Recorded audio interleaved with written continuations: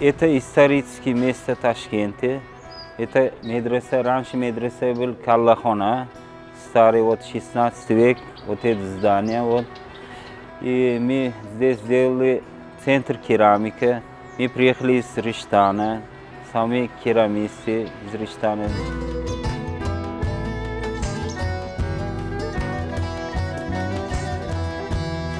В 8 век начиналась керамика. Самая старая школа в Узбекистане это Фергане, Риштан находится.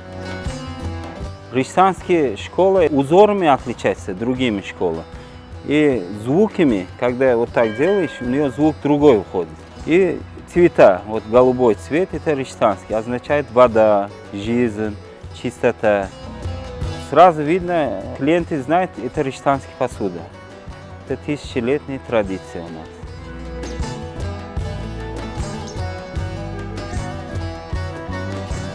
Это комната для росписи.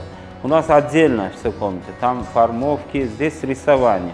У нас здесь ученики, мастера работают. Здесь мы будем мастер-классом заниматься. Вот краски, карандаш, все объясним. Краски из чего, карандаш из какого животного. Я сам рисую вот, ученикам, я орнамент даю. Вот, у нас полуфабрикаты везде. Вот.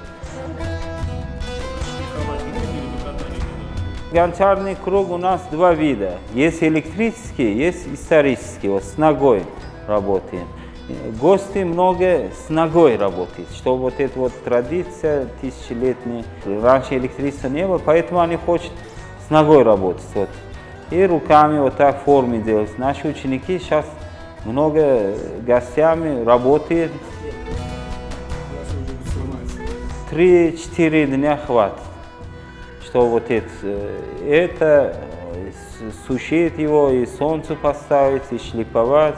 3-4 дня на один форму маленький хватает время.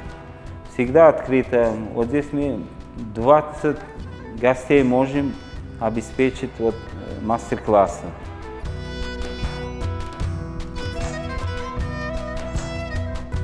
Все стили разные у нас, одинаковые не бывает. Вот здесь, по-моему, 1000 посуды есть, все разные. Хум есть у нас разные хумы, чайники есть, чайные сервизы, фруктовницы. Для дома все есть у нас. Все посуды разные, узоры разные, цветы разные, некоторых глазуров разные изготовления. У нас есть вот дошколовая посуда, она крепкая. Она 1050 градусов обжигаем. Для хозяйства вот это хорошо.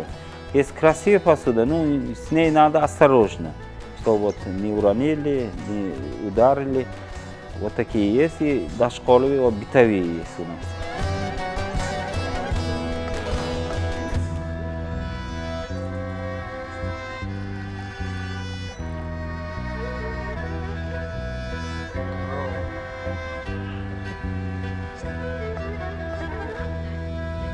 Ручная работа – это неповторимая работа.